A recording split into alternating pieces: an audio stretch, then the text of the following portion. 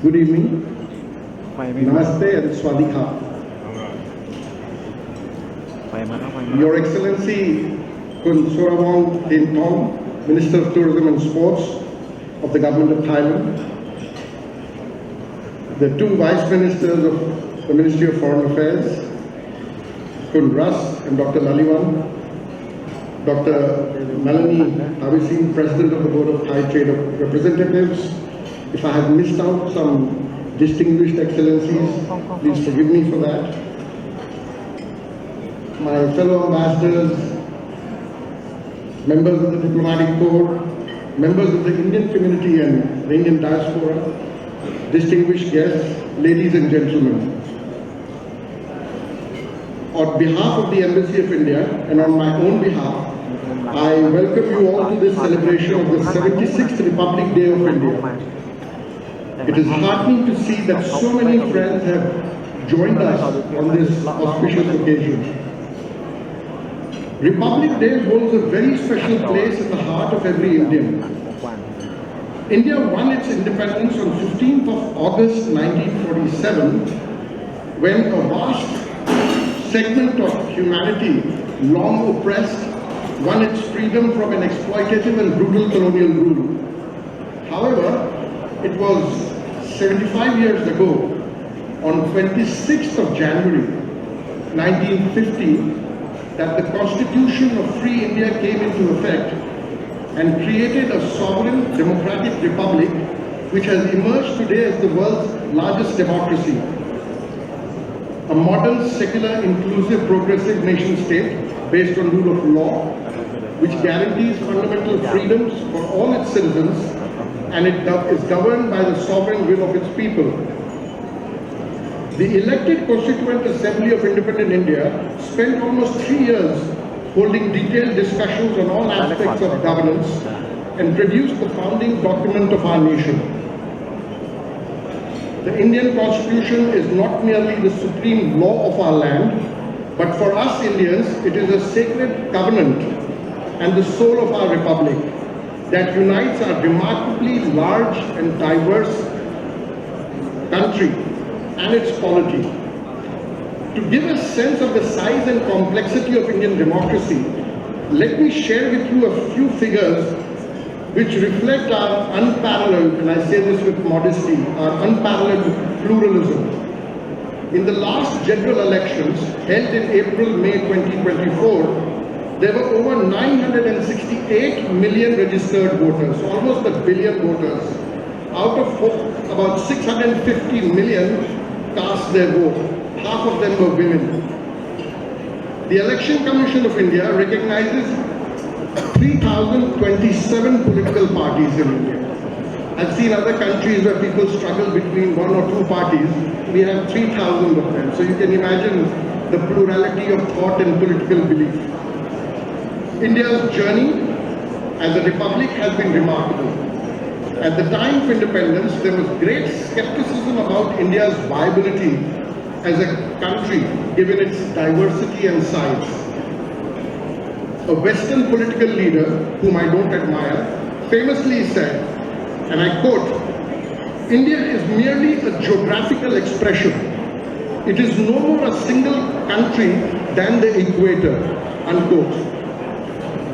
While it is true that no other country in the world embraces the extraordinary mixture of ethnic groups, the profusion of mutually incomprehensible languages, we have 22 languages in our country.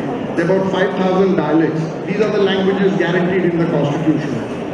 The varieties of topography and climate, we have the wettest place in India in the northeast.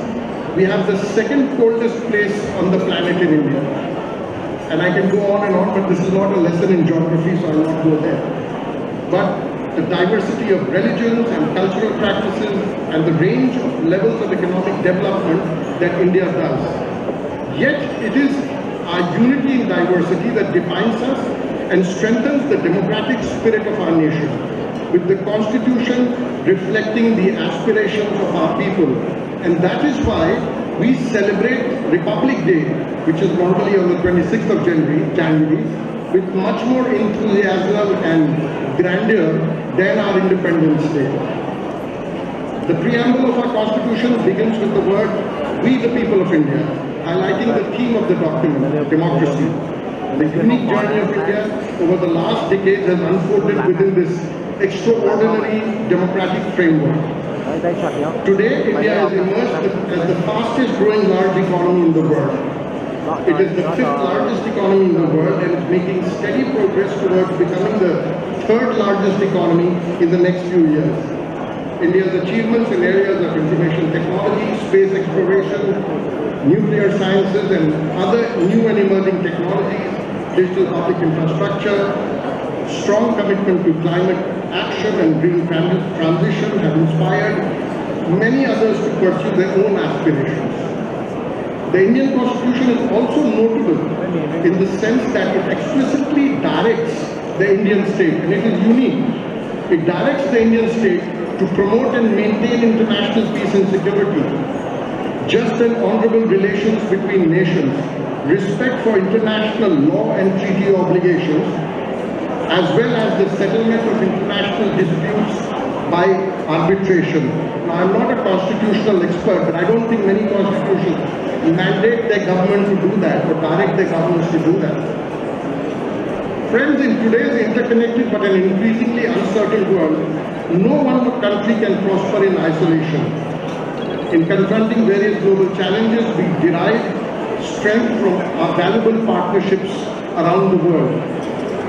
For India, Thailand is a maritime neighbor and a valuable partner in the implementation of India's Act East policy and our vision for the Indo-Pacific.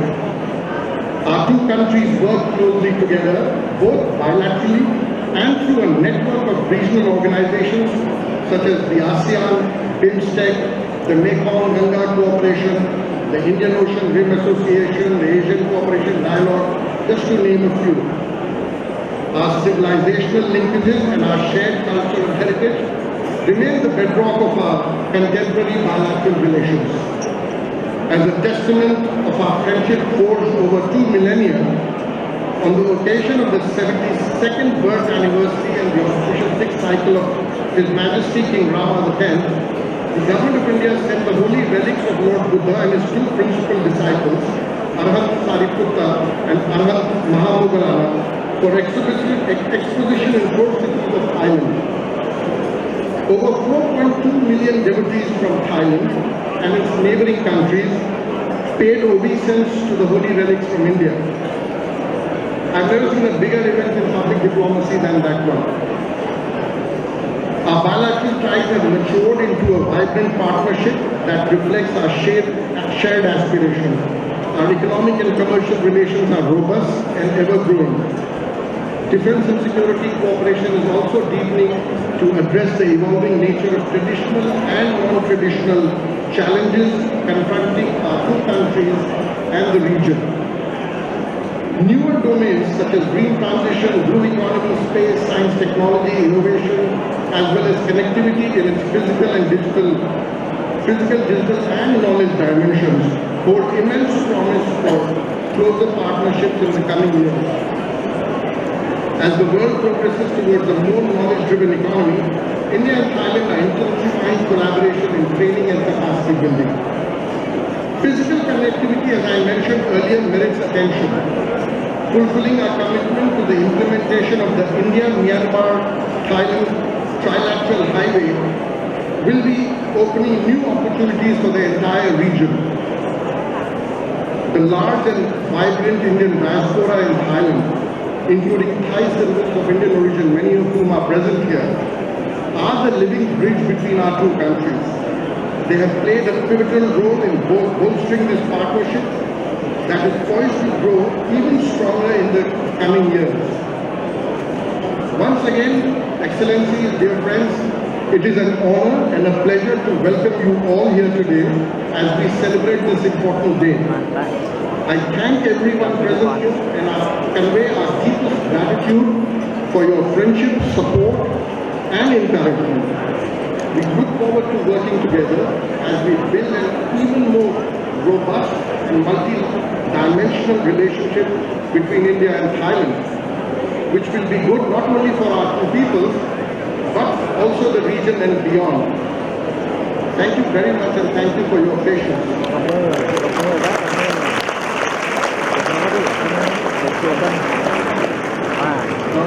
As is customary, allow me to raise a toast. I hope everyone's ready. Allow me to raise a toast for the good health, long life, and well-being of His Majesty King Ahava Chulalongkorn and Her Majesty the Queen, and for peace, progress, and prosperity for the people of Thailand. Also for progress, prosperity, and happiness of the people of India, and for the eternal friendship between our two peoples.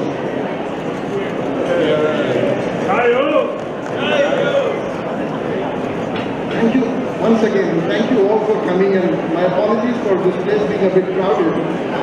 Next time maybe we'll find a new venue. That shows your love and affection for us. Very, very touched and grateful.